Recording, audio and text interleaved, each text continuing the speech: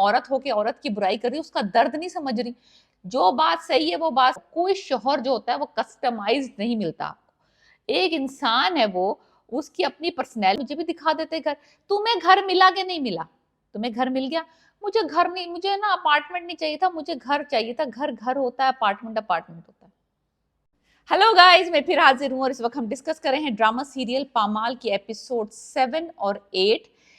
उस्मान मुख्तार और सबा कमर का ड्रामा बहुत ही इंटरेस्टिंग किस्म की स्टोरी है। जो ये स्टोरी दिखाना चाह रहे थे, जो मैंने सुना था कि भाई रिव्यूज में, कि एक टॉक्सिक रिलेशनशिप दिखाएंगे, एक आदमी है, उसकी गंदी आदत हैं, बड़ा पजेसिव है, बड़ा कंट्रोलिंग है, बड़ा जो नहीं कि एक तरह से ऑब्सेसिव कंपल्सिव पर्सनैलिटी है, और वो अपनी चीजों को कैद करके रखता है। जो चीज उसकी होती है वो उसको ऐसे रखता है जैसे कि बिल्कुल पिंजरे में बंद करके। और अब वो जो बीवी आई है उसको भी पिंजरे में बंद करके रखना चाहता है, अपनी मर्जी से उसको उसकी जिंदगी को कंट्रोल करना चाहता है। ये इन्होंने इसको, इस ड्रामे को बेचा इस तरह से था। मैं समझी थी कि भाई सबा कमर जो मलका का रोल प्ले कर रही है, बस बेचारी पिसेगी, दबेगी, मरेगी, ख्वार होगी। ये बंदा इसको मेंटल टॉर्चर करेगा, फिजिकल टॉर्चर करेगा, इसके ऊपर सख्तियां करेगा, इसको चीजें नहीं देगा, इसको घर में कमरे में बंद करके रखेगा। पता नहीं क्या सिनेरियो होगा, ये पता नहीं इसके साथ क्या कुछ नहीं कर जाएगा बंदा। हुआ कुछ उसका अपोजिट है। मुझे इसकी पर्सनैलिटी मलका की में भी गड़बड़ है बहुत ज्यादा। बंदी जो थी ना, आप कहेंगे कि भाई लड़की ही लड़की की काट कर रही हो, तुम औरत हो के औरत की बुराई कर रही हो, उसका दर्द नहीं समझ रही। जो बात सही है वो बात सही है। इस बंदी ने 1.5 मुलाकातों में सिर्फ उसकी दौलत को जज किया था, ना तो उसकी पर्सनैलिटी को, ना उसके किरदार को, ना उसके घर बार को, ना उसकी कोई चीज इसको पता नहीं थी। यहाँ तक कि अगर उससे पूछा जाता कि उस बंदे को क्या चीज खाने में पसंद है, क्या कलर पसंद है, इस बंदी को कख कुछ नहीं पता था।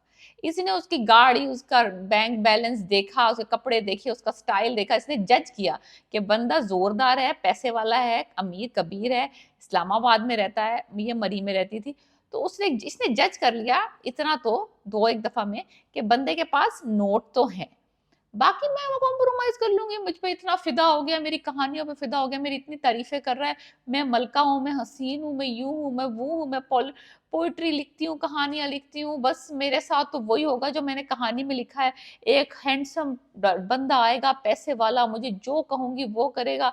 कहूंगी ये दिन है तो वो कहेगा दिन है, मैं कहूंगी रात है तो वो कहेगा जी जनाब रात है, मैं सोने जा रहा हूँ। हुआ इसके अपोजिट। दुनिया में ऐसा कोई बंदा नहीं है कि जो आपने अपने तरीके से उसको कस्टमाइज करा। कोई शौहर जो होता है वो कस्टमाइज नहीं मिलता आपको। एक इंसान है वो, उसकी अपनी पर्सनैलिटी है, उसका अपना बैगेज है, उसका एक पीछे से उसका एक बैकग्राउंड है, उसकी एक फैमिली है जिसके साथ वो आपसे, जो उसके साथ आती है। हर किसी के अंदर अच्छाइयां और बुराइयां, अगर रजा में ये सारी बुराइयां हैं जो कि मैंने पहले मेंशन कर दी हैं, तो मलका भी कुछ कम नहीं है। इतनी कोई बेसब्री, इतनी कोई नाशुक्री लड़की है ये, कि मैं आपको बता नहीं सकती। इसको ना तो कोई तहम्मुल है, ना कोई सबर है। जुबान इसकी 1 गज भर लंबी है।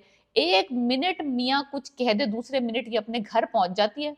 इस्लामाबाद से मरी का रास्ता काफी है, अपने मरी पहुंच जाती है, अपनी माँ को, अपनी मुमानी को बातें सुनाने, किस्से सुनाने। घर की बात घर में लेके नहीं बैठ रही। जेठानी ने जरा सा घर की सेटिंग बदलने पे इसको कह दिया, इसने तो अलग घर करने के मुतालबे कर दिए।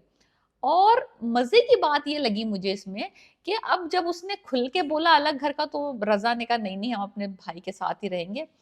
तो बंदी उसको शॉपिंग कराने, अब उसने अपने घर पे दावत, ऐसे सारे सिनेरियोज इकट्ठे कर रही है जिससे कि इसके मियाँ का दिल उचाट हो जाए और इसको अलग घर लेके दे दे।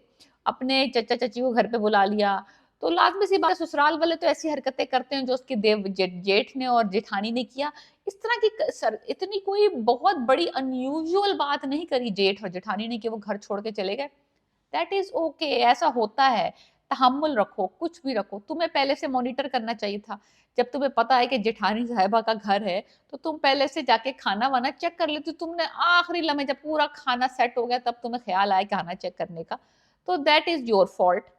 तो दूसरे नंबर पे अब ये है कि फिर इनको जो है प्रेगनेंसी भी हो गई। अब जो रजा साहब हैं, देखें, अब जहां पे अच्छी बात बनती है वहां मैं कहूंगी कि इस बंदी की अच्छी बात है। जैसे ही उसने सुना कि उसकी फैमिली बड़ी हो रही है, इसने उसको अलग घर दिलाने का कह दिया कि मैं अपनी बेबी को और होने वाले बच्चे को अलग घर में लेके जा रहा हूँ, है खुश हो जाओ, खुश हो जाओ, मुझे मेरा घर चाहिए। हर औरत की ख्वाहिश होती है कि उसका घर उसकी सल्तनत है, मैं अपने घर में अपने तरीके से चीजें लगाऊंगी, अपने घर में अपने तरीके से रहूंगी, ठीक है। उसने घर इसको लेके दे दिया कि चलो मैं तुम्हें घर अलग लेके दे दूंगी। अब जब ये घर में इसको दिखाने पहुंचा कि मैंने तुम्हारे लिए अपार्टमेंट खरीदा है, घर पहुंच के इनको एतराज है कि भाई जो आपने सारे घर हंटिंग की, हाउस हंटिंग की थी, मुझे भी लेके चलना था साथ, मुझे भी दिखा देते घर।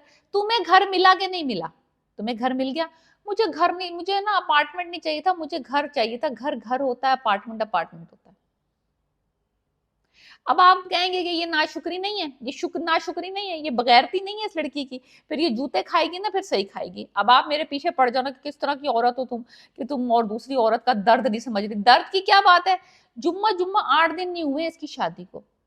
मैं आपको बताऊं मुझे कैसे पता है, क्योंकि वो जो इसके बड़े जेठ का बच्चा है वो उतने का उतना ही है। अगर थोड़ा सा बड़ा दिखा देते कि भाई साल 1.5 साल गुजर गया, नहीं, मुश्किल से महीना तो 2.5 महीने 2 महीने गुजरे। इसमें इस बंदी ने अपना मोबाइल छोड़, कजन वाली बात खोल, जूते मियाँ से खा, अलग घर करवा, प्रेगनेंसी करवा, जेठानी से झगड़े कर, like literally every each issue में उंगली दे। जब उंगली दे देती है और वो आगे से रिएक्ट करता है, उसकी एक पर्सनैलिटी अगर तुम्हें समझ आ गई है अपने मियाँ की पर्सनैलिटी, तो थोड़ा उसकी माँ बार बार कह रही है थोड़ा सब्र करो, थोड़ा तहम्मुल करो, थोड़ा let the time pass, he will come around, let understand him first कि हो क्या रहा है।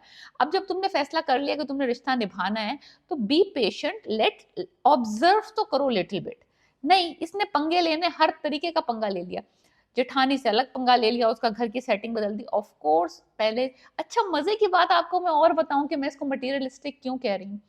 अपनी माँ को जाके कहती है मुझे तो नहीं पता था कि ये रजा का घर नहीं है, मतलब जितनी ये रजा का, और रजा का घर है, मुझे तो पता चला ये उसके भाई का घर है और उन्होंने अपनी बीवी के नाम किया हुआ है, ये हमारा घर तो ना हुआ, ये रजा का घर तो नहीं है। ये है फूट पड़वाने वाली, ये है वो कीड़े निकालने वाली औरतें ना, जो किसी चीज में भी खुश नहीं।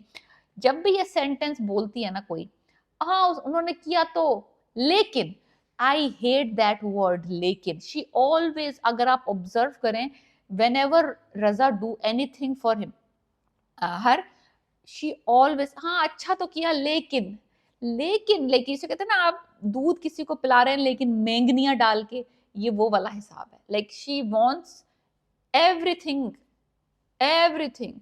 तो ये भी बात, एक बात अगर आप रजा के अंदर से मैं बुराइयां निकाल रही हूँ, he is a controlling guy, he has a that kind of gene जिसमें वो होता है, वो बीवियों को कंट्रोल करके रखना चाहते हैं। That is, I am not defending it, I am not defending के रजा की जो पर्सनैलिटी है, जो सोशियोपैथ दिखाया है उसको, साइकोपैथ दिखाया है, ऑब्सेसिव कंपल्सिव पर्सनैलिटी है उसकी, he is a caring person but he has some tendencies.